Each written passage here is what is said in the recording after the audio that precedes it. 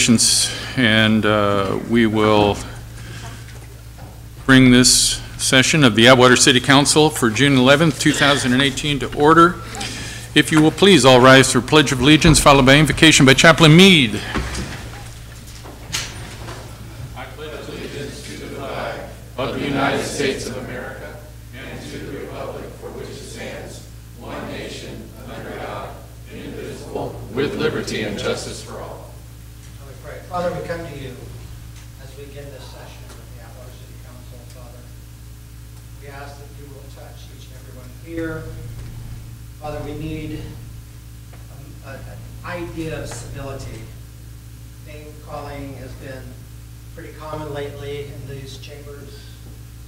Dislike for one another, things thrown around that just don't need to be a part of this council, Father. We pray that you will help us to be civil and help us to be the type of city that you would be proud to call yours, Father. We thank you, Father, for the city councilmen. We know that they're battling a great deal of issues that are difficult to solve, Father. Budget things that are inherited, that are from many different areas, Father. We ask that you will help them make the right choices and help them work together.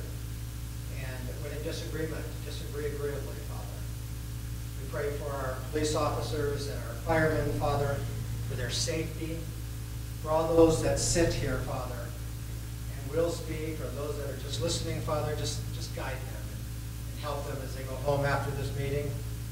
We pray for those that are members of this city, those that are staff, that you will help them make decisions. As we know, a lot of them are in positions that are difficult, have the circumstances to put in those decisions, but are willingly and doing a great job. We pray that the health of everyone that is struggling with health issues or with stress issues or whatever will be touched and made better, Father. We thank you in Jesus' name.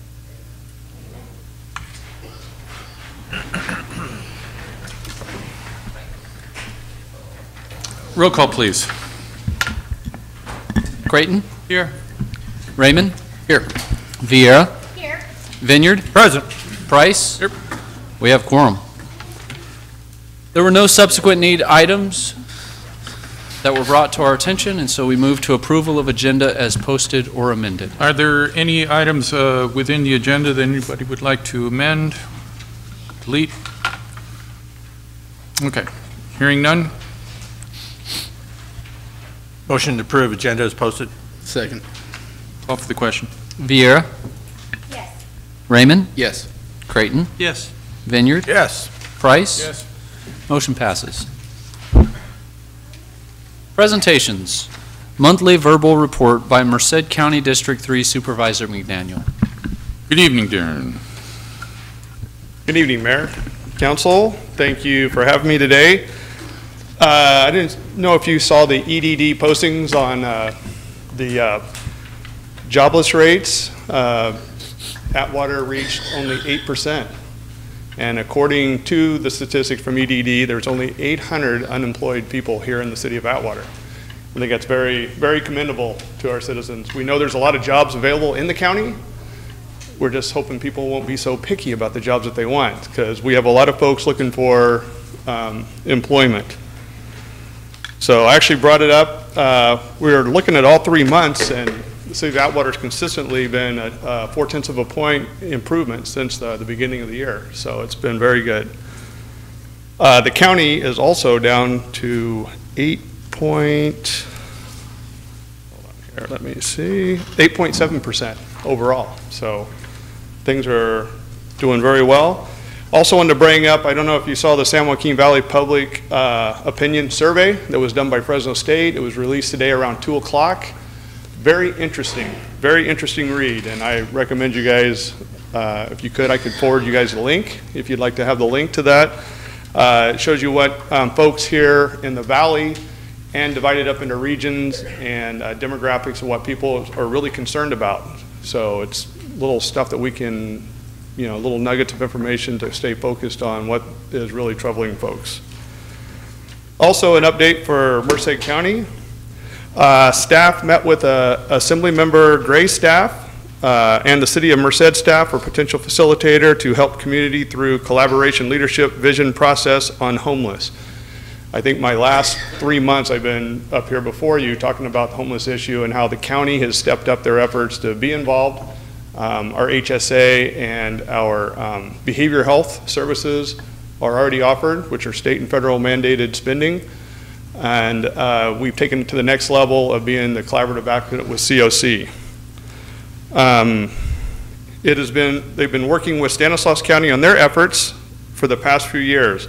Also coordinated with COC Chair for them to discuss the recent analysis of their next board meeting and participate in a visioning process as partners.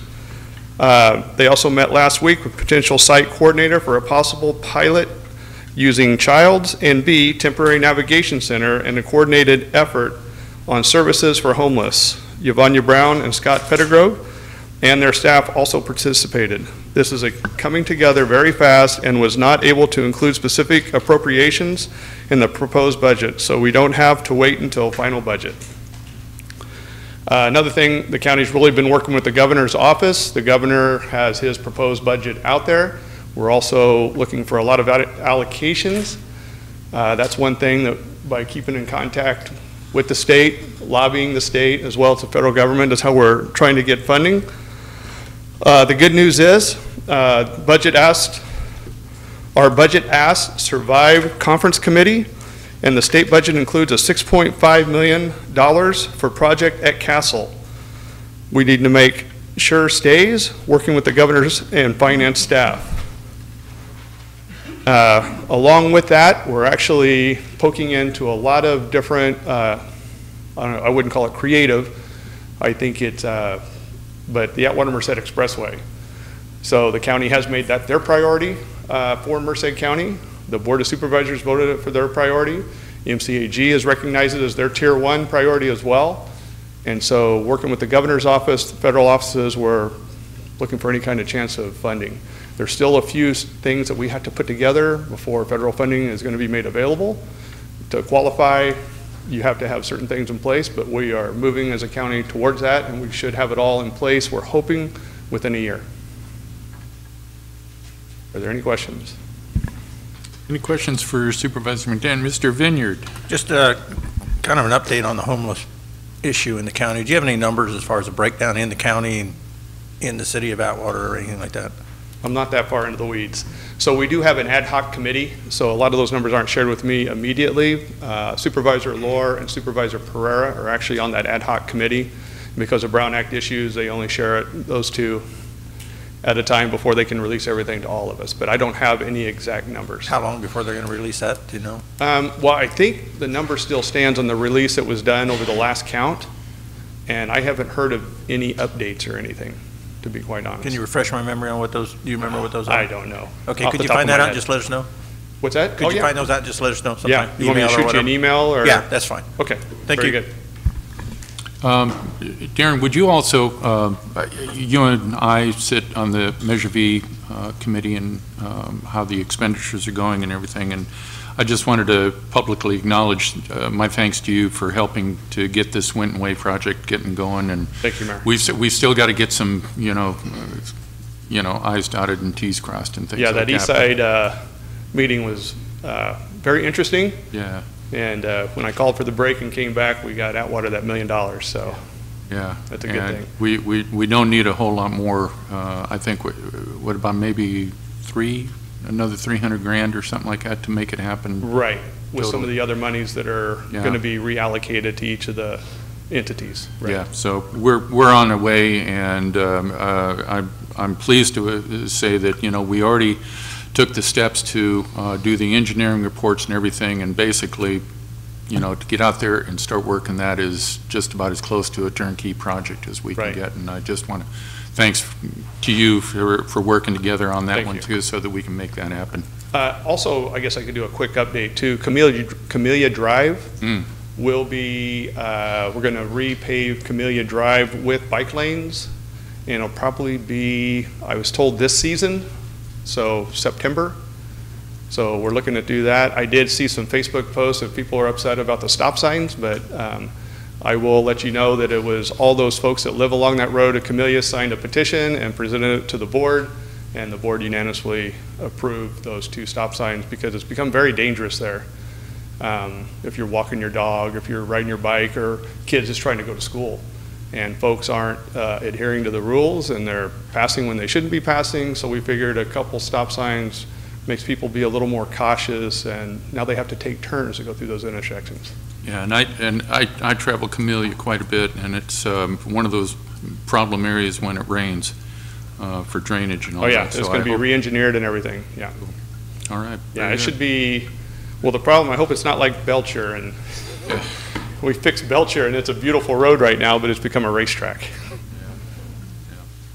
Okay, very good. Any other questions for Supervisor McDaniel? Thank you, Darren. Thank you. Our next item is comments from the public, but before we get to that, I would ask that all cell phones be powered off or silenced, please. At this time, any person may comment on any item which is not on the agenda. Please state your name and address for the record. Action will not be taken on an item that is not on the agenda. If it requires action, it will be referred to staff and/or placed on a future agenda. To comment on an item that is on the agenda, please wait until the item is read for consideration. Please limit comments to a maximum of 5 minutes. Are there any members of the audience this evening that wish to speak before the council? Please state your name for the record. Yeah, Mike Akers, Atwater. I'd like to thank Darren McDaniels about Camellia Drive. I grew up on that street, and it's always been a nightmare. So it needs to be fixed. All right, I would like to address a few things of interest. First, the invoices submitted by Churchill White on several of these bills for approximately $162,000 for 2 months worth of work for a cash-strapped city. The items are paid that have not been on the agenda, voted on by the council. I call for the city treasurer to review the billing, and if it has not been voted on and approved by the council, not to pay the warrant. Next, I'm interested to know why the city attorney's billings are not broken down into hours, quantification of his hours, not to just say you owe me $96,000 or $67,000. I would ask for what you did and break down those hours. I have worked in several attorneys' offices in my career, and I also worked in a prosecutor's office. Quantification of billing when you're working for a governmental entity, as all these attorneys would say, it's imperative because you have to if you're called on the carpet, what did you do? You got to be able to justify why you're being billed that much. So, on one vote given to Mr. White, the authority was to investigate and prosecute leaks from the closed session on multiple violations. This is multiple violations of the California Open Meeting Act, aka the Brown Act. First action, even if it's in closed session, it must be on the agenda in clear and accurate description of the issue. Second, it must be public. It must be given an opportunity to comment before a vote and so they can comment on the matter. Third, the motion must be voted upon and must be in writing, not be an edict.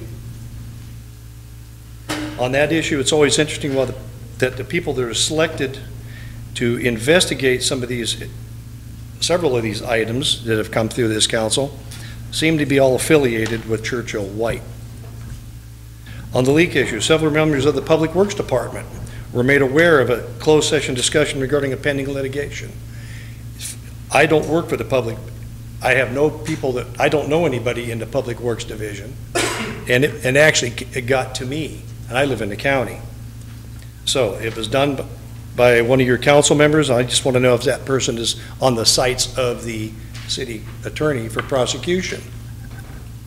There have been several statements in the past by Councilwoman Vieira about her regarding her husband as a potential successor for the Atwater Police Department as chief. The Merced Sunstar story dated December the 12th, 2017, Vieira was quoted as saying, quote, her husband would likely have to take a pay cut to come to Atwater, unquote.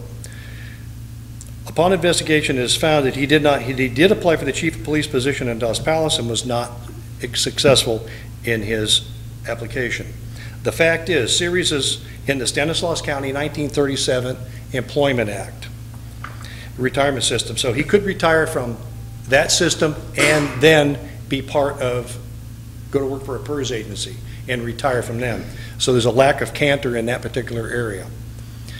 Regarding canter, seems to be this systematic chance or systemic chance of these this private meeting or happenstance meeting in Sacramento League of Cities by Councilwoman Vieira, Councilman Raymond, and then shortly after that Paul Creighton, is a violation of the Brown Act and is considered a serial meeting per the law. It is my opinion that the city attorney needs to brush up on the Brown Act because this is a violation of the Brown Act, even though he states that he's a Brown Act member. I'm running out of time here, so I will probably finish up here. There's an old saying in the sports analogy, you can lie to the fans but not to the players.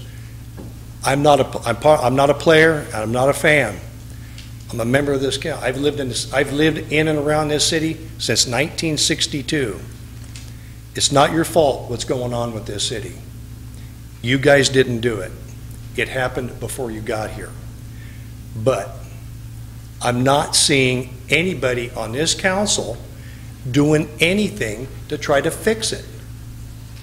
Quit getting into these big wars with each other and fix it. The state auditors should be here now and not in 90 days. Thank you.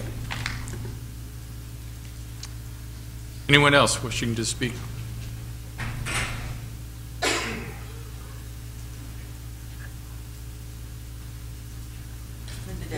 Atwater. I didn't know Mr. Akers was going to cover my concern. I just have a concern that I'm hoping that city attorney will let you know how many hours he's working, and on the invoice for this month, it's $60-some thousand. Does that include any marijuana writings or whatever? I'd like to know that. I know we're spending a lot of money for legal fees, and I know Solano County Grand Jury just did a little piece of work, comparison work on which small cities or which cities, how much they're paying their attorneys, and you know, I think Atwater should be right up at the top right now, and I'm hoping, Mr. White, that maybe, you know, these large invoices will start decreasing, and we'll see some, you know, like some of the other cities that you do the work for in the 20,000 range. Thank you.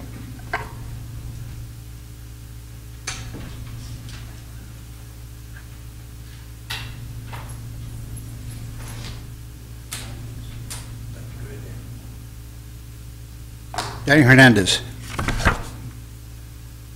1904 Canal. The recall that I had talked about last meeting is going to be done after the election in November. With Bryant running, I decided to postpone it till then. Talking about the Brown Act, the incident that just occurred involving Mr. Price getting run out of the meeting, which violates the Brown Act. It has in there that he's entitled to meet with anybody out in public on a solo basis. He's not violating the Brown Act. The other thing is, on the 24th of April 2017, we had 3 members of this council that met at the almond tree that violated the Brown Act. Here recently, between the 29th of May and the 7th of June, is when the incident happened here with Mr. Price being removed by the 3 remaining council persons at that time. So, Mr. Doug White, who likes to go around without reason, with no statute, to arrest people on misdemeanors for leaking, you will have the responsibility from me to take these 3 individuals I just named to Stanislaus County, if you want to, and charge them with misdemeanors for violating this act. That's how plain and simple this is. This business of threatening people has to come to an end, and you're violating everybody's rights. And so, you know, as the city attorney, you are beholden to do this right. And Mr. Brian Creighton and Cindy Vieira need to do this. As far as going with you to Stanislaus County and you charge him with misdemeanors. If it doesn't happen in 3 days, I will take the next steps on you, Mr. White. And I'm talking about going to the bar to have you disbarred. You're not doing your job here. As a matter of fact, you're overdoing it. The other thing is this. There's been a tremendous amount of abuse of city funds by this council. A lot of it has to do with things that you're being ill-advised on, or whatever it is that's going on within. But this is going to come to an end, because I'm going to seek a lawyer to file a lawsuit against Mr. Raymond, Ms. Vieira, Mr. Creighton, and Ms. Waterman. You people have the ability to stop this business having to do with the chief of police. There is no reason for that now. And at my next meeting, I will let you know why. I had 2.5 hours with Fred Warhol. And I want to tell you something. Even he agrees that there isn't anything going on here any longer that warrants keeping Mr. Joseph out of his position. And you are all in violation of what the heck is going on here with him. And you're spending this money for what? Just because you're following the advice of some lawyer here from Sacramento that can't even get his own city up there, you know, straight? It's going to come to an end, I'm telling you. On top of all of that,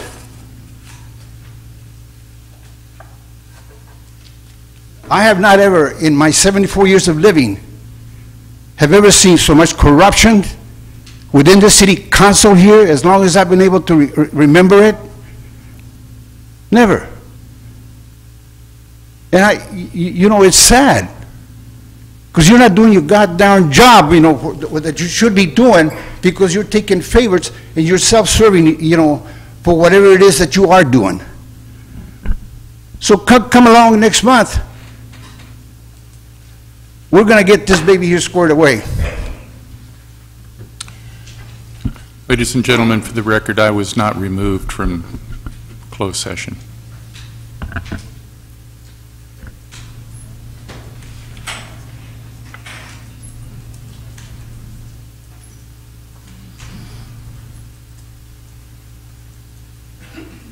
Good evening, Mayor, Council. Frank Johnson,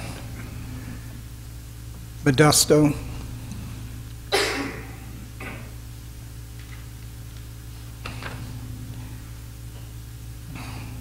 Mayor, you still haven't resigned. As reported in the paper, you've been booted from closed session.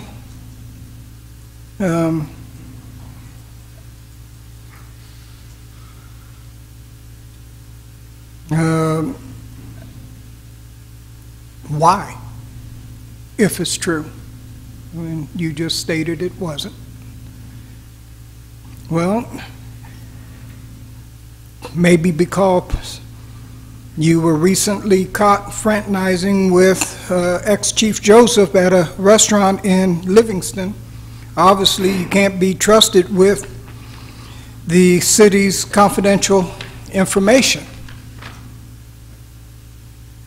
A new district attorney has been elected, and she will be taking office this coming January, before the statutes of limitation run out on your shooting spree out there at the airport where you almost killed someone. Will she file charges? Probably. I think so. Nobody is above the law. You ran off 2 highly qualified city managers with your petty bullying, personal attacks, leaving the city scrambling on the blink of being taken over by the state. Even the Sun Star asked you to resign. Stop harming, embarrassing the city. Resign immediately. Thank you. Anyone else? Jeannie Knight, Atwater. On a lighter note, is anybody here from YC? They're having a movie June 15th. It starts at 7 o'clock, and it's going to show, I can only imagine, they will have popcorn, cotton candy, and drinks for free. Everybody is invited. Thank you. Ms. Knight, where will this location be? Church here in Atwater. What day and time again? June 15th at 7 o'clock. It'll show inside, but it says to bring your comfy chair, blanket, and a pillow, and invite your friends. Thank you.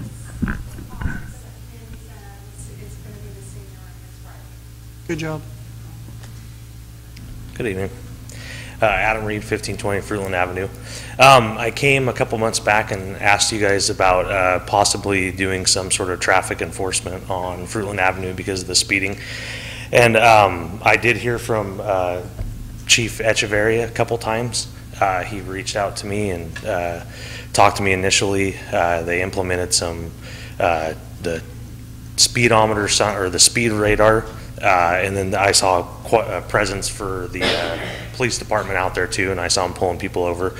So I appreciate that. But the problem has not ceased, and I was going to point out the new stop signs on Camellia that I don't believe were put in with traffic warrants, but or met traffic warrants.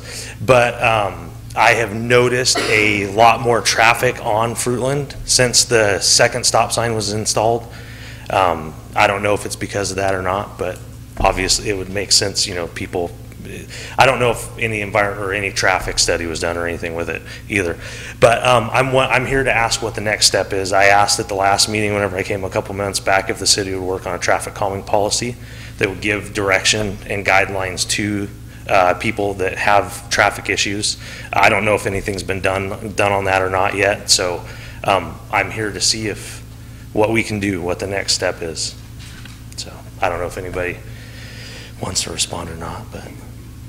I know you've probably already talked to them, but can you come and express your concerns to the Community Development Commission and Resources Commission? They're going to meet on Wednesday the 20th at 6 p.m. Okay. That's something that can at least start in that process. Okay, got it.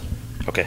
And then there was one other thing that I wanted to do is I wanted to thank Ms. Waterman for her work as city manager. There's been quite a few things that I've reached out to her for over the last month or so, and I kind of feel bad because she emails me back at like 9 o'clock at night and calls on Fridays at 5 o'clock, and so I just wanted to, say thank you.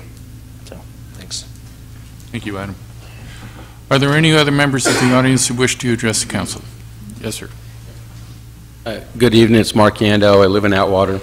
And I had come here a couple months ago relative to a homeless situation over behind Tractor Supply. And I do thank the Supervisor for coming out and helping with that. But this goes back, just give you a little bit of timeline. The reason I'm here is that I think you need to take a look and actually establish a policy that is helpful to the citizens other than squatters. I bought that property in July. I started working with code enforcement in September. We got them out 3 weeks ago, 9 months.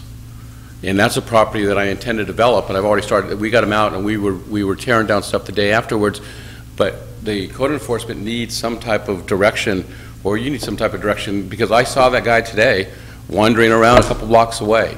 So what we did is we pushed the problem off my property, which I did, and thank you for doing that, but it didn't go away, it just moved.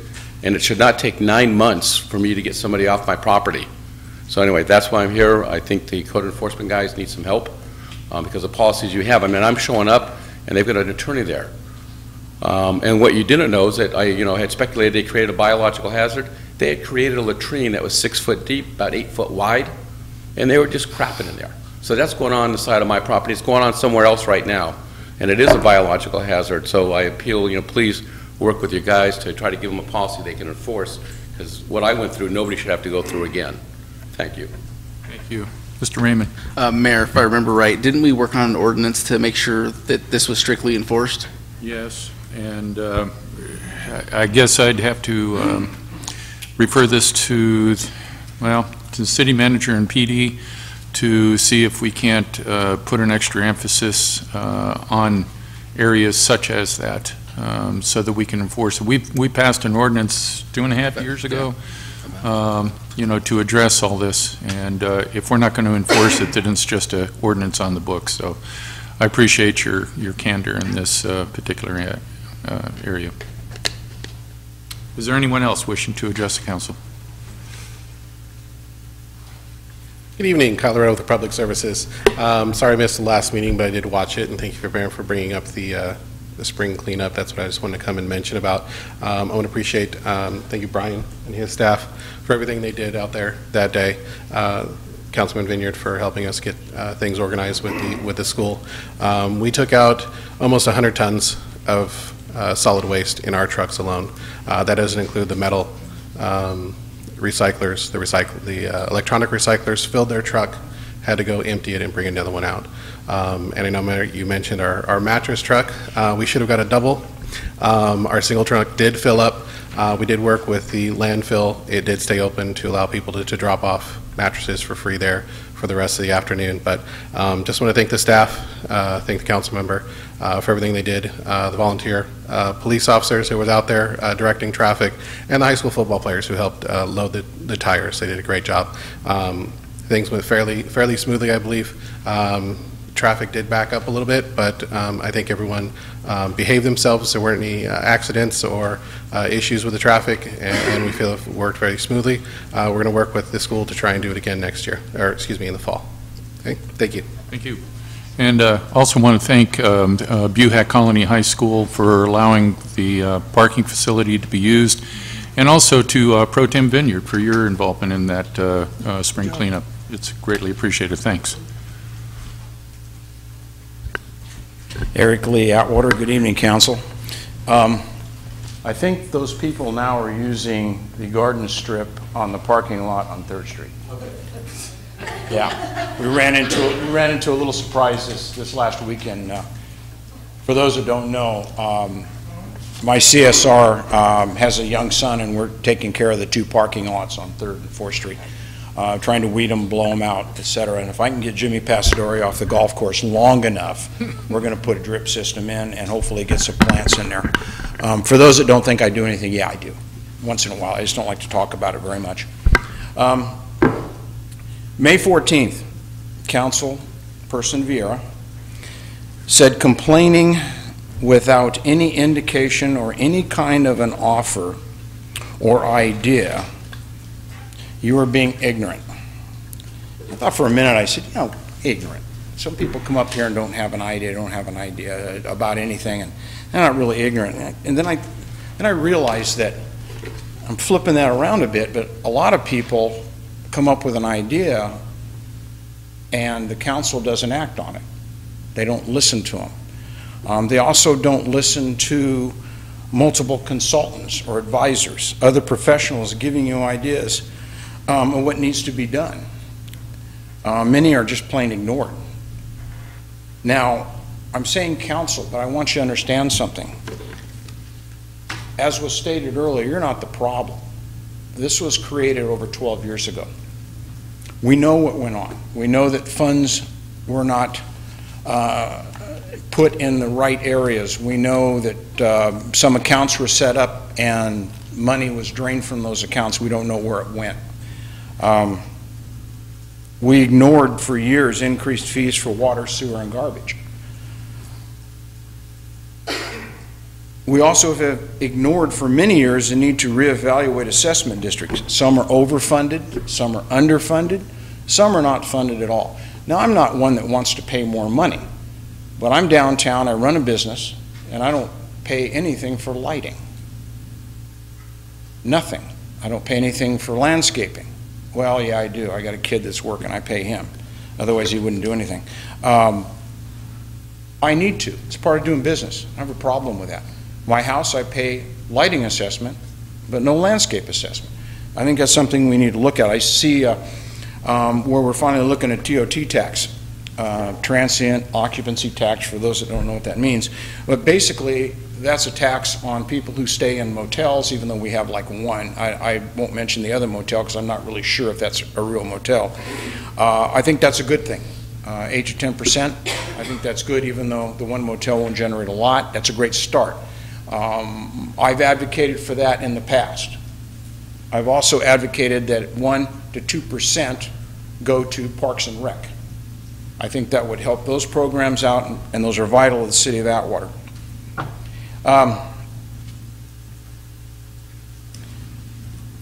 Lori, I've worked with you on a number of commissions. I've known you for a long time. You're a smart gal. I appreciate a lot of the things you've done for me and a lot of the help you've given me. You worked with one of the best people I've ever known in my life in Scott McBride, and I don't care what anybody else thinks. I will argue that point. I watched the May 16th meeting in Sacramento. I watched it a dozen times. I've watched it in reverse, upside down, every which way I could. Mr. White, I'm sorry. Your presentation wasn't what it should have been. I feel confident in saying this. I think Lori would have done a better job. I think she has a better grasp of things that have gone on in this city. I watched the city of Montebello. I watched an interim city manager from Montebello do an excellent presentation. Very professional, on point. But what really got me was the way he ended it. He said, "We feel confident that we have done everything to make the city financially stable. But we are not afraid of an audit. We welcome an audit." And I think that needs to be brought out. The audit is not a bad thing. The audit goes back 12 years. It's going to uncover things that need to be brought out to the public. And I also think that an audit will establish a template for this city to follow that you're not going to be able to waver from. So I really believe that maybe we do need that audit in the city. And just real quick, the low mod housing, there is a way, Mr. White, for you to do that.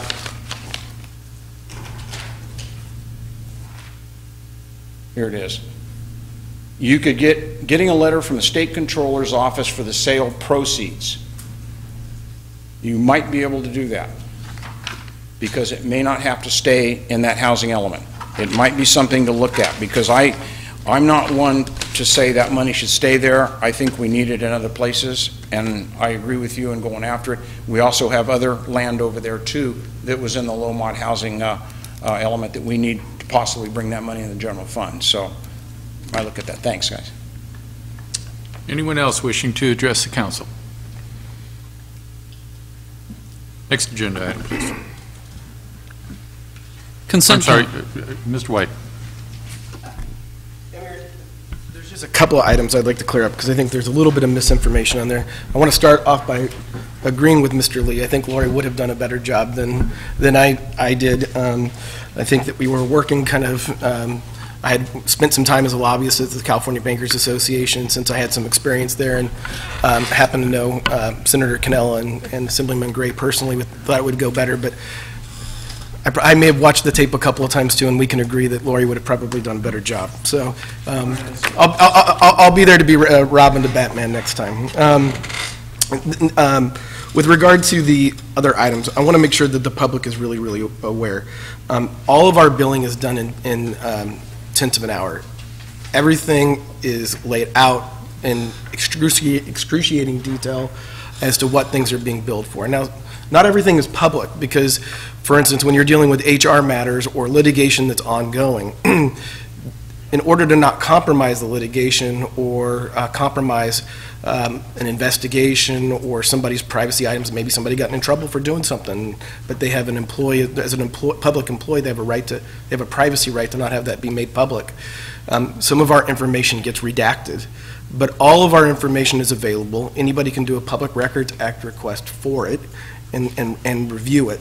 And in this last month, in the last billing that we did, the write-off that we did for the city was $37,000. So the idea here is not to give the city less legal work than what it needs. The idea is to do it in a way that is financially feasible for everybody. But to answer Mrs. Dash's question, our former council member, I do think that we have kind of reached the pinnacle of what we're going to see, and then you'll see a fairly dramatic reduction in what legal fees will be. There are certain things that we can't control. In HR issues that arise and are ongoing, litigation that could arise. This financial audit is a big curveball, and the reason that it's important is not so much because of the audit itself, although you can pretty much, for every hour that the state puts in it, which they estimated at 1,600, we have to put in 2 or 3. So on the workload from a staff perspective, it's really, really heavy. The more important thing comes from this designation of being considered high risk and what that means to like the bond market and things of that nature. So for instance, what happens if you have bad credit in terms of the implications. That's what we're really trying to stave off. But the audit itself is not particularly scary. It's the time commitment and the labeling. But I want to let you know, and I want to echo what the mayor said, and I think it's fine just to leave it at this. The mayor has never been kicked out of a meeting, and I think that he would support that and did in his statements before. And I have never said anything about doing criminal investigations, and if I said Stanislaus in a previous remark, then that was just a mistake. I meant to say Merced County. I'm a civil attorney. I only handle civil matters. If we have people who are leaking closed session information, compromising the city's litigation stance, compromising a public employee's privacy rights, then I have an obligation to go in and perhaps get an injunction to not have that person continue to attend closed sessions. But I don't do the criminal side. That would go to the district attorney, the attorney general, or the grand jury. That's not my purview. That's not what I do. I'm a civil attorney. I practice civil law. I don't do the criminal side, and I have no interest in doing it.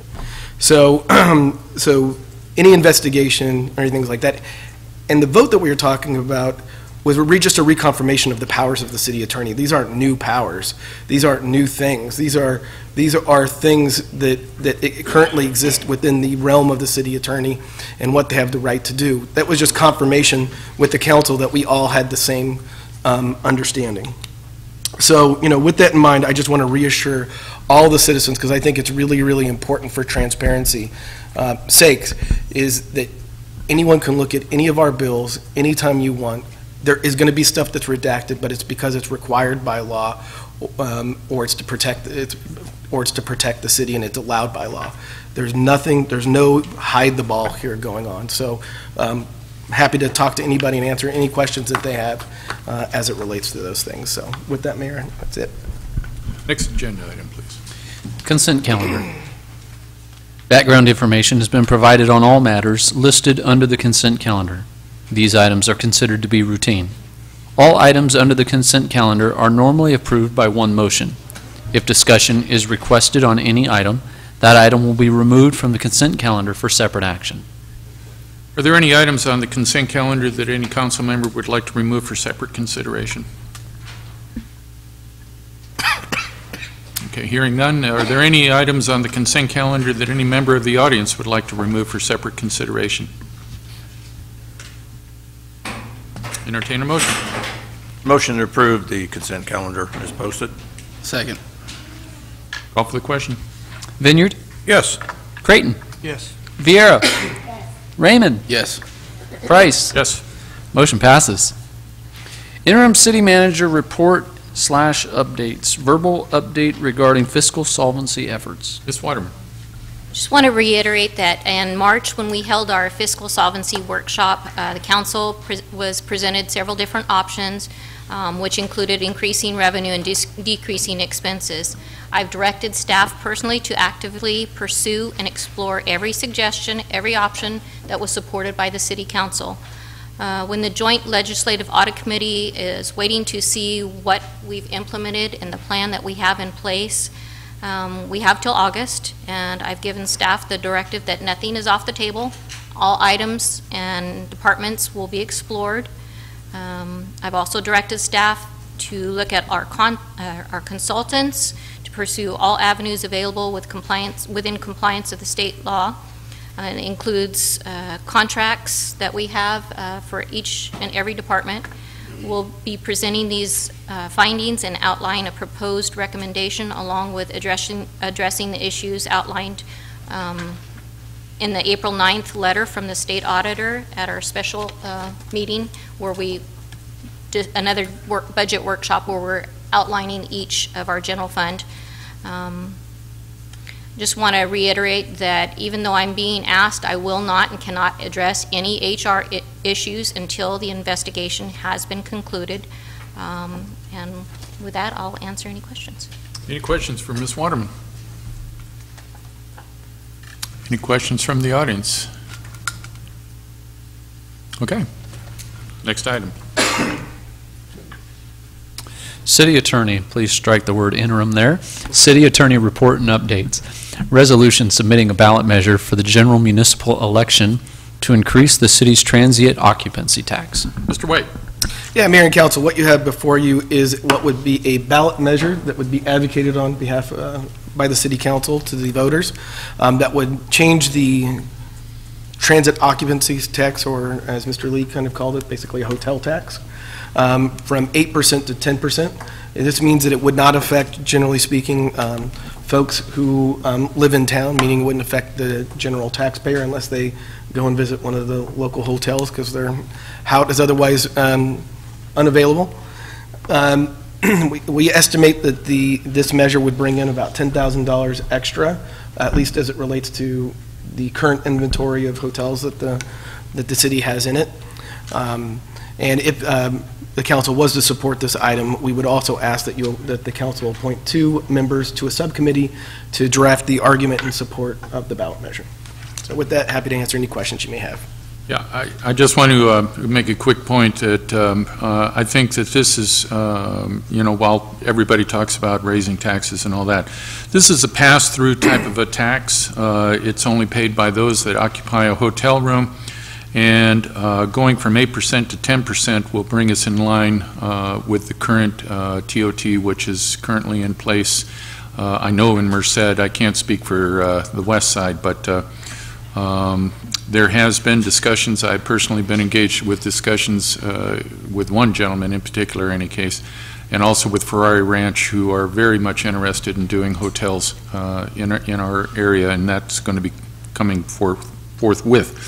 So raising this from the 8 to the 10%, I think is a very, very good thing. It brings us in line, doesn't cost any of us. And here's the key to this whole thing is the transient occupancy tax doesn't get taken anywhere but right to our own bank. It doesn't get shared with the state, with the county, or with the federal government. Every dime of it is ours. So this is a very good thing, and I'm in full support of this. Mr. Creighton. Thank you, Mayor. I just wanted to let you know that I was the one that pushed this to be on the agenda so we could move this forward, and that Councilman Raymond and myself are working with a hotel developer currently, and the opportunity to do this is before we start bringing hotels into town, we need to establish the tax base for the transients that are going to come through, whether they're on their way to Yosemite or a local soccer event or a baseball tournament, that this would be a way to generate, with the additional hotels that we may be bringing in the neighborhood of $100,000 if we vote for this. And it'd be funded by people that pass through our area, which is a big windfall. And I think that with the community support of this and those monies, I think people mentioned recreation.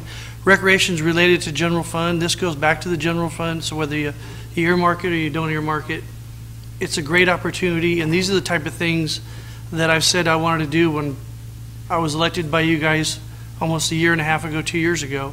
And with Raymond's help, he reached out to a couple of developer friends of his, and we sat down and met with them, and they're talking about bringing hotels into our town.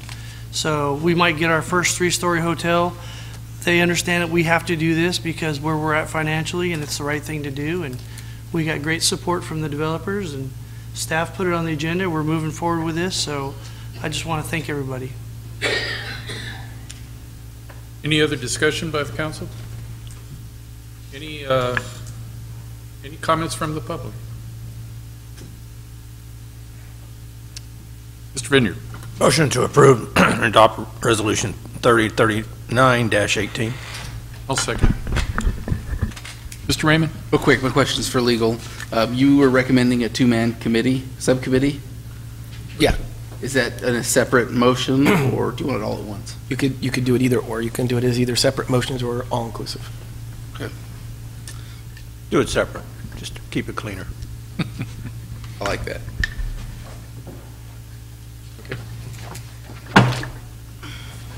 Vera. Yes. Creighton. Yes. Raymond. For the record, I'm not supporting a tax, just that a tax will go to the ballot for the public. Yes. What? Vineyard. Yes. Price. Yes. This motion passes, thanks to Mr. Raymond. Or in spite of one of the other. Mr. Vineyard. Motion to appoint Councilman Raymond and Councilman Creighton to the subcommittee. Second. Call for the question. Hold up. Do you really want him on that? All right. Mr. Raymond. No.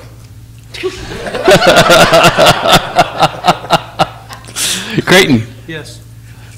Vineyard. Yes. Vieira. Yes. Price. Oh, yeah. Motion passes.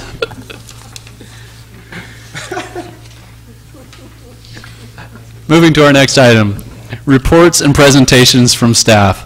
Verbal report regarding 3-day-a-week watering schedule. Mr. Shaw. Thank you, Mayor, City Council. So I've come up with 3 different scenarios of going, if we want to go to the 3 days a week. I talked to the city manager about how the governor's gotten stuff to where he wants us to reduce more water usage.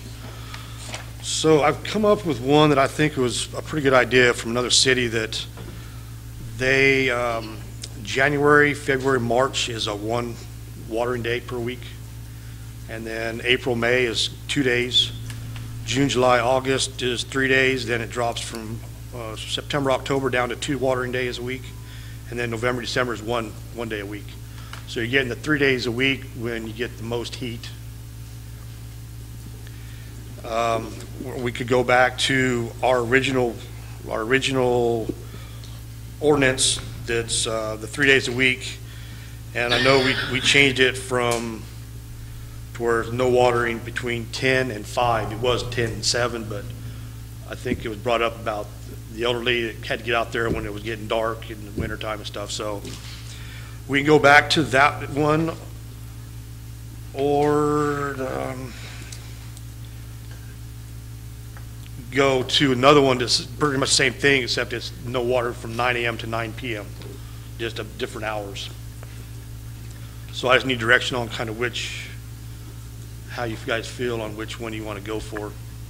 Mr. Vineyard? All right, can you run through those months again, just a little slower? My hands don't quite write quite as quick. So starting in January, February, and March would be a one day a week. Okay. April, May would go up to 2 days. June, July, August would be 3 days. September, October is 2 days. November, December is 1 day. So essentially November through March is 1 day a week. Correct. Okay. So this might be, helpful to conserve water, because, the wintertime, you don't need to water more than once a week, I don't believe. If we have good winters, that's the only thing. Okay. And And my understanding is the governor's coming out with a new plan, so to speak, to restrict or put a hurt on the cities further. And I haven't read it, just Chief Echeverria mentioned to me earlier today, charge per person per house or something to that effect. We haven't seen the full package yet on that, correct? Not the whole thing, but just in a nutshell, he wants to get the watering down to 55 gallons per day per person per house. So, and I don't know how they're going to do that when you don't know how many people are living in that house. And that's so up to 2020. And then by then, after 2020, he wants to get it down to 50 gallons per person per day. Okay, and then we still don't have, obviously, meters at every house, which makes it even more difficult to track, correct?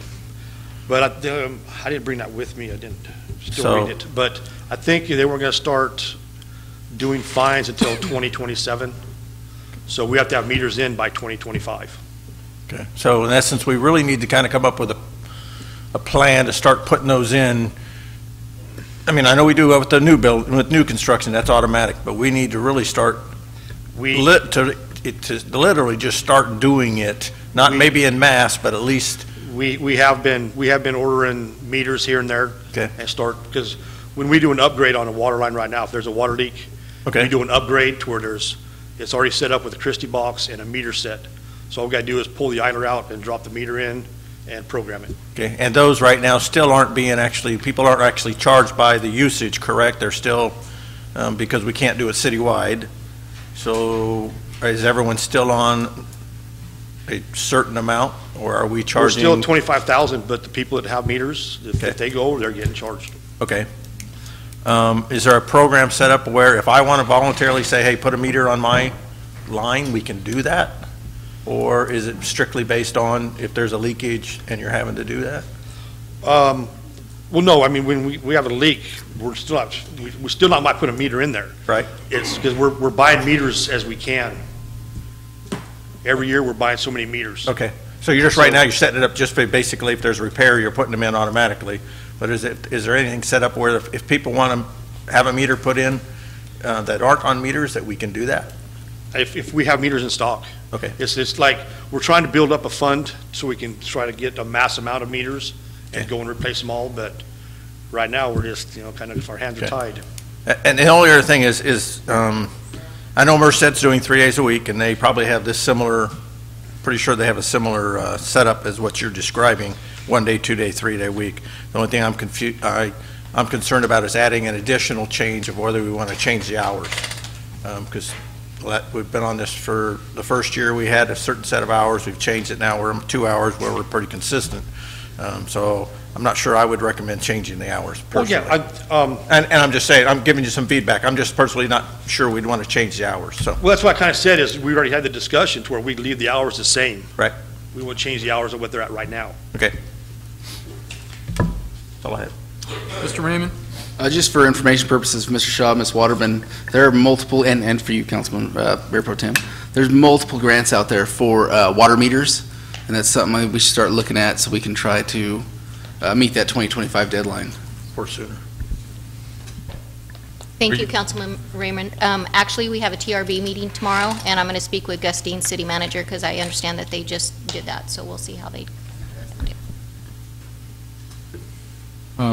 This whole thing with the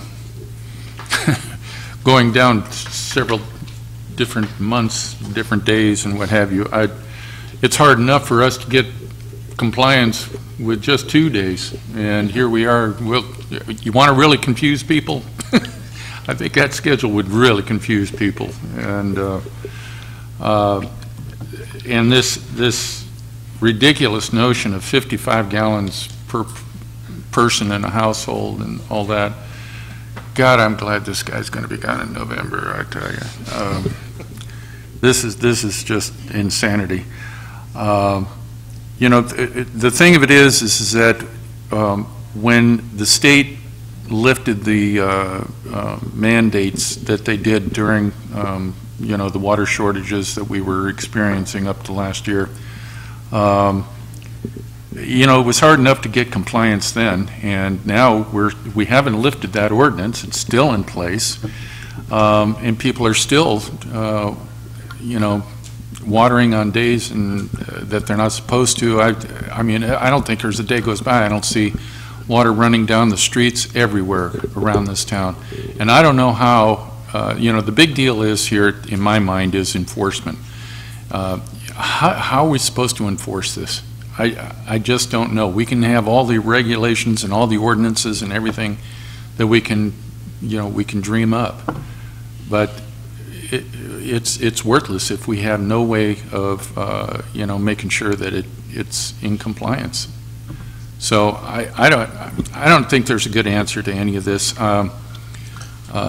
In my mind, I think we're still in drought conditions. We had one season of good rain, and since then, what have we had? I don't believe that we have a real good handle on the water issues in this city.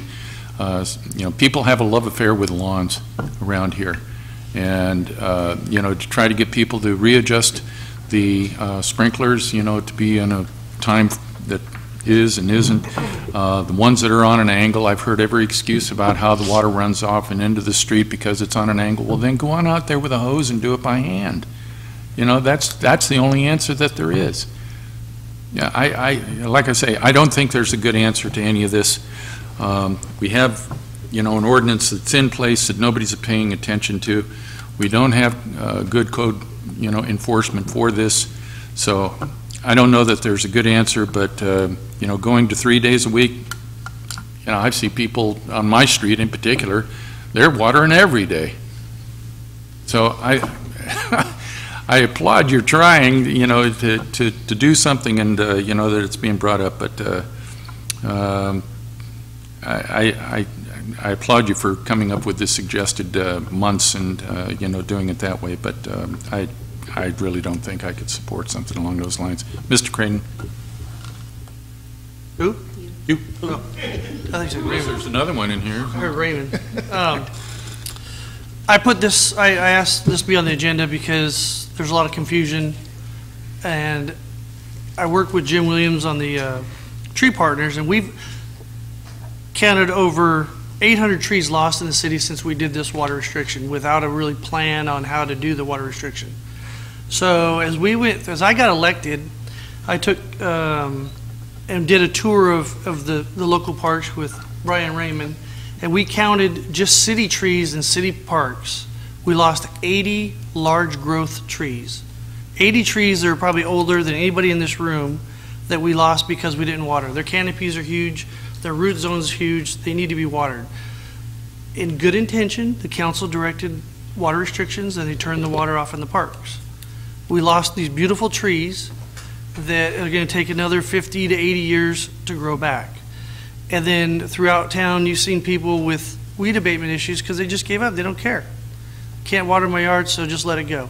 So there's been this whole cascade of negative effects that even affect the environment. The greenhouse warming, if you're one of those that worry about that, less trees equals hotter weather.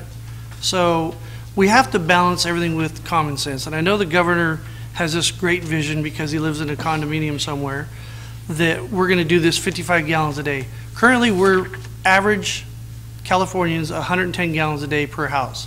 So if you went to 50 gallons, you wouldn't be flushing the toilets or taking showers and doing other stuff. So he has no plan on fixing that. He's going to come in and impose to us that we reduce whatever we're at now 50%. And then they're going to keep the reduction without a plan. So to unburden the citizens of Atwater, I want to go back to 3-day water week, the 10 to 5 schedule, like staff recommended, that we don't water during the hot part of the day. And even landscape companies will tell you you could get disease on your grass if you water it in the hottest part of the day. The option number 1 with the multiple days, multiple times, you couldn't get a mathematician to program your sprinkler controller to do what it has to do, and you'd automatically be a criminal in the city because you're in violation of the water ordinance. We get more laws put on us in this state of California and city of Atwater that every time we do something or we pass something, that makes you a criminal because you're not abiding by it. Then we need more code enforcement, more police volunteers. So then you're coming home from work, and then here's a citation on your front door because you overwatered and or you watered on the wrong day. Well, people are trying to do at least 3 days a week to save what they do have, and we need to save the trees we do have now and let people enjoy the quality of life that we used to have. I've looked at the analysis for the last year and a half on the well sites. Our static well levels have gone up generally. Yeah, we're not, like the mayor said, we're not out of the drought. I'm not proclaiming that at all, but I think that we have an opportunity here to unload a burden on the citizens and put one more thing back to normal. And then we're going to have to fight the governor on this 50% reduction at a later time. But right now we need to protect our citizens and our trees. So that's why I want to do this. Mr. Vineyard? Yeah, I just kind of want to back up the frustration of the volunteers in the police department, because I talked to Chief Echeverria earlier today, of trying to enforce any water ordinance out there. And like the mayor said, you go out any day of the week, anytime during the day, and there's violators, as we want to call them. There's people that are watering well past the time, well before the time, wrong days. And for the last 2 years, the volunteers have been in a mode of education because everyone screamed, we need to educate. We've tried to educate. And there's always going to be people who are resistant to education. There's a lot of people who have been very grateful because we've had a lot of people come in and a lot of people leave and new people come in and they go, oh, we didn't know. We've had a lot of people go, I don't know how to do the timers. So I've been out there doing some of those, helping people in that realm. But a lot of people are just like, we don't know what days, we don't know what, thank you very much. But there's still that process that we run into. And it's very frustrating for the police department and for the volunteers on trying to do that education. The chief and I have come up with a couple ideas. We're going to sit down with the city manager and Mr. Shaw. We've got to run some more ideas to try to educate further. I don't know if adding more days is going to help. There's people out there who have great lawns, and maybe it's because they're watering more, maybe because they figured out how to water better on 2 days. I know I have. I don't have a love affair with a luscious green lawn, but I keep it green in the 2 days I have by being creative. Like Councilman Creighton said, it's a balancing act of keeping trees watered, to keeping the parks green, to keeping yards green. We all have to contribute. We all have to find ways to make things work for ourselves. It's not all about, I pay taxes, I demand this service. I mean, there's times we have to take things on ourselves and make decisions ourselves to make things better for ourselves. So I'm not positive 3 days a week work. I go to Merced, I go to Turlock, they both have 3 days a week, and I see a lot of the brown, same as Mr. Creighton's talking, that's here. I see a lot of the dead trees. Perhaps that's because they were at 2 days a week before, or 1 day a week, and they run that schedule. I don't know. I haven't looked into that much either. I know our water levels are good. I'd hate to change the hours and add more confusion. I think no matter what we do, it's going to be confusing. I think the biggest problem is we have just a lot of people out there that don't care. No matter what we do, they don't care. They want to have green lawns. They don't care if the water's running down the street. So we're cut in a catch-22. So I'm not really enthusiastic about a 3 day a week. We could try it. We can always rescind it. We've done that in the past. We've done changes, and it didn't work. We've changed it. It's a gambit. We just have to be really careful for what weather we're having and what's coming. So, my 2 cents. Mr. Creighton. And just to give you guys a little bit more perspective, the city of Fresno is what I'm modeling what we should go back to do. And Fresno just went to that. They have some of the most extensive water conservation programs, and the Fresno Flood District, they do recharge. We have a lot of basins here that we capture stormwater. To piggyback on what Fresno's doing would be kind of somebody else a little bit smarter than us has figured this stuff out. And we give it a try. We put a little bit of relief to the citizens. If it doesn't work, we figure it out. We're not getting the greatest compliance right now, so maybe we just give it a try. Anyone else? Well, I'm going to just say that I think if we say 3 days, somebody will say 4. It's like driving down the road. Speed limit sign says 55. Yeah, I can go 60. That kind of thing. So, in any case, the government doesn't always know better. Yeah, ain't that the truth? So, okay. So what do you want to do, guys? Motion to, do you need to open a public comment? Oh, I'm sorry. Anybody from the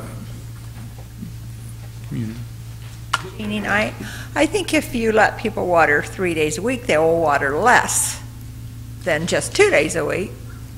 I mean, it just goes to nowhere if you're watering 6 or 7 hours a day. It's no sense in it. So if you water even 2 hours for 3 days is better than 2 days all day or all the time they got, right? If you say so, Gene. Anyone else?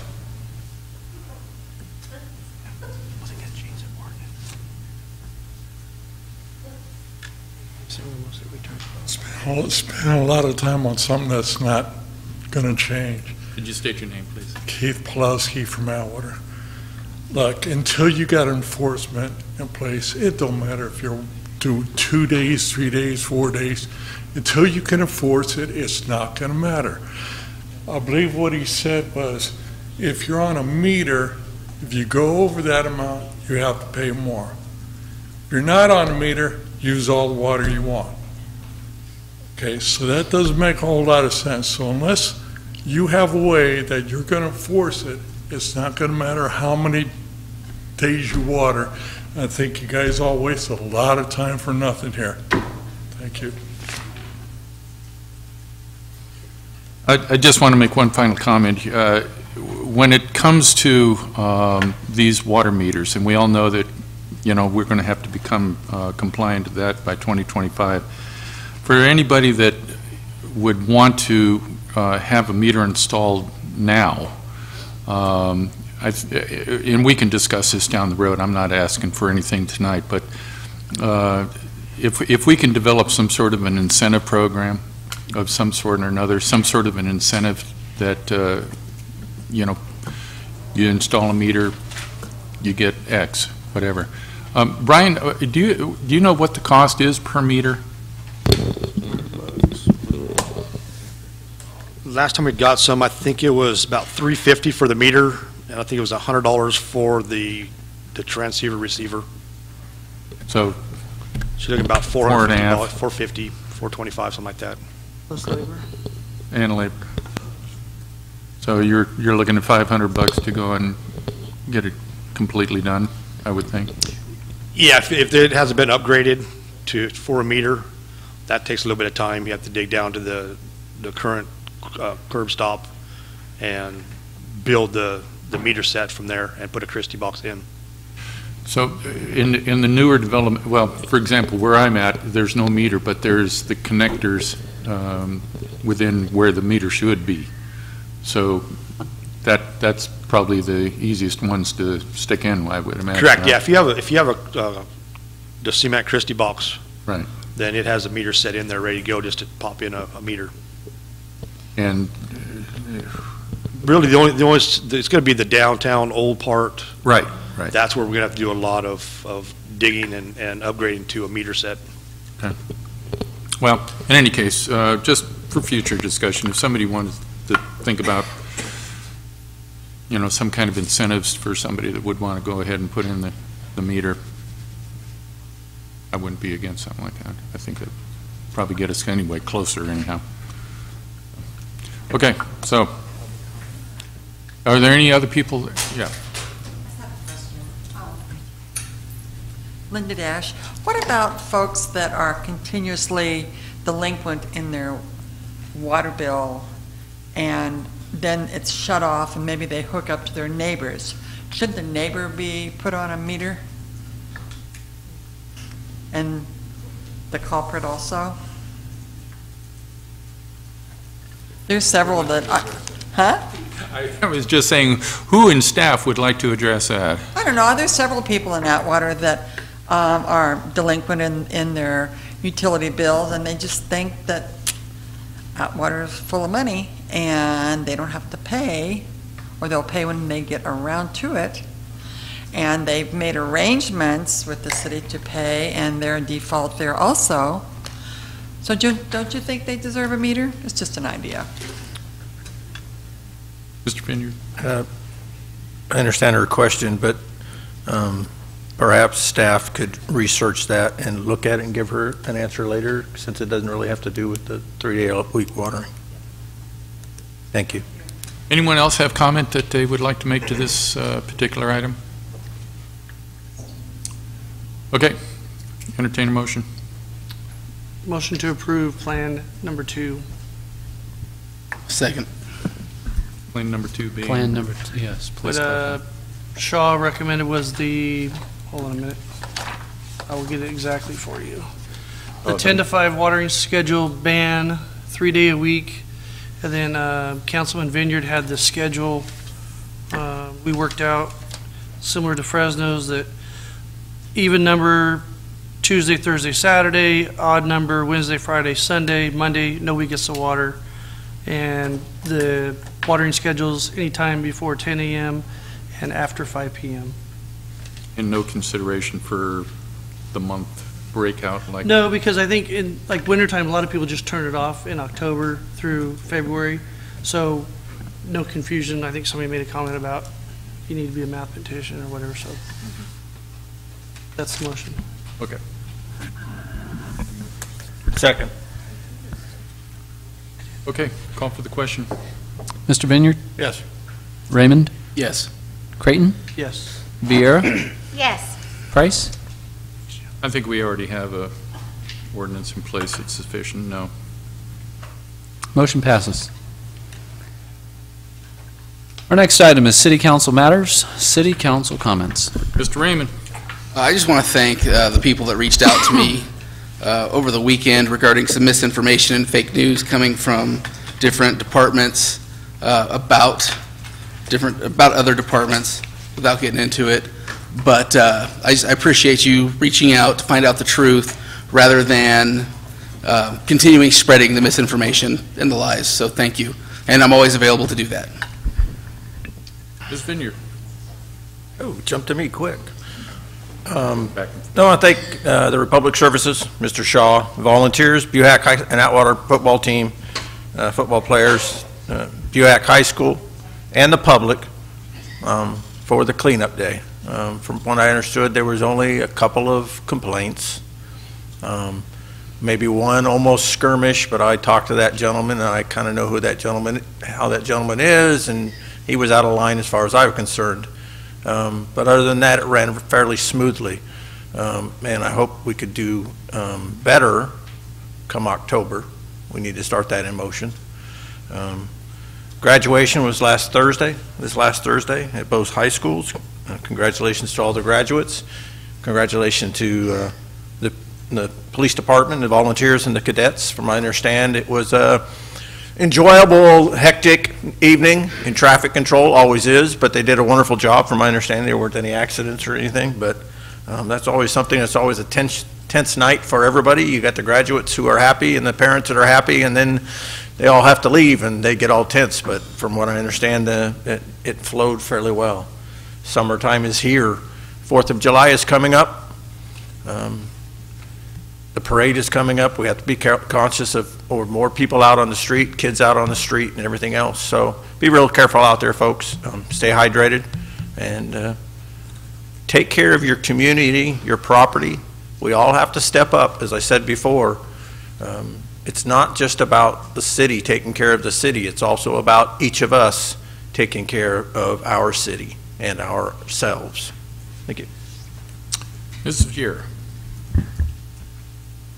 So a couple things. I was approached also over the weekend with some information, and I did have a nice meeting with Sandy on Sunday. So I do want to assure everyone in the city of Atwater, we're not trying to get rid of park and recreation. Right now, every single department has to be looked at. That's why we're requesting more of a line item. There's nothing that doesn't need to be looked at. So I know that the recreation department is important for the kids, and we're going to work closely with that part of our city to try to bring it to being self-sustaining and not a negative. On the water, I know that for the past 2 years, Councilman Vineyard has been very adamant about his 2 days, and it's nice to see some give and take, working with Mr. Creighton, and give it a try. And also, I do respect the thoughts of the public that it's time wasted, but there's been time wasted on worse things up here. But with all respect, we can't just say no one's following it, forget it, we don't need a rule. I've raised 7 teenagers, and trust me, that does not work. On another note, a couple weeks ago, Mr. Vineyard spoke and brought something negative to light, so somebody turn that. I think he was referred to as a sidekick. And so it's sort of disrespectful, but he took something bad from good. So here goes out my comment to the Smurf comment. Here's what I know about Smurfs. Their last movie made a ton of money. Everybody loved them, and they have great hair. So if that's all you got, come up with something better. Have a great evening. Mr. Green. Thank you, Mayor. I just wanted to say congratulations to all the graduates out there. A lot of graduation parties. A lot of people were taking part in festivities, and it was just a great celebration. The classes keep growing in size in Atwater. Atwater keeps growing. There's a lot of new faces around town, and I want to welcome you. And a lot of those graduates were members of the Merced County Fair. They were showing animals. And it was very refreshing to be out there at the fair this year. I was there every day of the week. And the kids that had to take time off because the school schedule changed, and if the school district's listening, it's not for a good result either. It was very negative at the fair, but the kids made do with the change because they were in school during the fair, and they had to come in and feed and water in the morning at 4, 5, 6 o'clock in the morning, turn around, go home, get cleaned up, go to school, then come back in the afternoon and feed and show. And the fairgrounds did a great job accommodating the new schedule with the schools, and the communities of Atwater, Merced, Los Banos, Dos Palace, Gustine, LeGrand, Planada, Winton, everywhere. They all stepped up and helped each other out because some of those kids had graduation on Thursday night, and then the other kids in the junior high district had Friday night. So my kids were helping other kids water and take care of their animals, and I saw other kids doing the same things. Actually, whole organizations step up and take care of a lot of the graduates that wanted to go to graduation. So everybody pitched in, and it was a wonderful event. And then also the Merced Elks had a food booth there. They took over the Eagles food booth, and Mark Lay and Sheriff Warnicki ran that thing like a military precision, and I volunteered along with Brian Raymond. He was over the hot top cook thing, what do you guys call that, the grill, and that was pretty hard work. He sat there the whole time. It was pretty hot in there. There's no air conditioning, and we did really, we probably served 5,000-6,000 meals out of there, and it's going to go right back into our communities, and it's just a great thing to see. And again, the sheriff and Mark Lay, good job, and thank you everybody that helped out, all the students that were gone at graduation. You guys really did make a difference, so I want to thank you on that. Then also the 4th of July, the parade's going to be coming in, and we need to make sure that everybody that wants to be in the parade, get your paperwork turned in now. And if you're thinking about getting in the parade, you could even walk it. You don't have to have a trailer or a car or anything else, but the more the merrier. Let's make it a big turnout, and I'm looking forward to the 4th of July, and we're going to have a concert out there at Castle, and the 4th of July fireworks. It's going to be a much bigger show than our neighbor and Councilman Grupal Samara said it would be. We're going to outdo them this year with the mayor's help, right? So I just want to thank everybody, and as a good meeting, a very positive meeting. Thank you. Okay. I want to also congratulate our students that graduated here, and in particular, point of personal privilege, congratulate my grandson Adrian, who didn't graduate from this area, but over at El Capitan. So congratulations, Adrian. And, you know, as Mr. Creighton alluded to, our 4th of July is just about upon us. And again, it's not city-run. This is all by volunteer donations. And I hope that people, when they see those change things at the check stands and all that, throw a buck or two into there. This is an expensive deal to, you know, put on. And what we're doing out of Castle this year is by far and away going to be the most expensive one we've done so far. So, but it's you won't be disappointed, I guarantee. Come on out.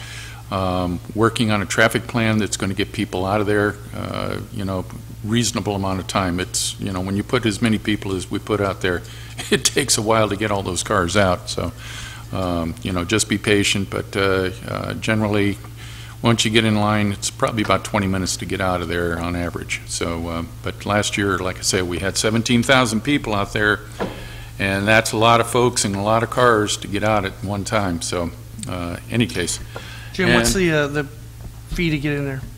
If Oh, you come in a car, is it this many is people? this is the best part about this is that it's $10 for a car. You could put 50 people in there. You know, you could have a clown car and go on out there, and it's $10. $10. So it's the best. It's the best deal in town for the entertainment that you're going to get. I guarantee you won't find a better deal anywhere around. So $10 a car. You know, come on out. It's going to be a lot of fun. A lot of good food vendors and all that kind of stuff. And if you would indulge me, hold on just a second. Can you hear me on this thing?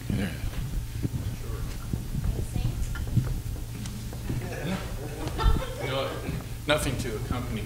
But I want Gina Del Real up here.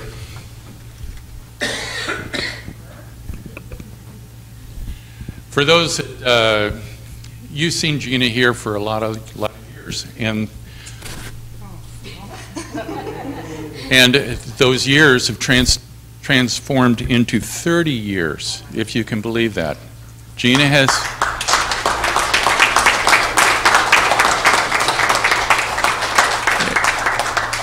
There's Jared back there. I didn't. Yeah. So, you know, we didn't want, you know, Gina didn't want to have any kind of fanfare or anything else about this sort of thing, but 30 years is a milestone. And so we wanted to recognize Gina tonight. She didn't know this was going to happen. And, you know, so here we are at 30 years. Please accept this on behalf of the city of Atwater, and thank you so much for your 30 years of dedicated service to our community. Would you like to say something? All right. Yeah, thanks, Jared, for coming down. There you go. Yeah. Nice. Yeah. Okay. So with that, thank you so much. Thank you. I know you are.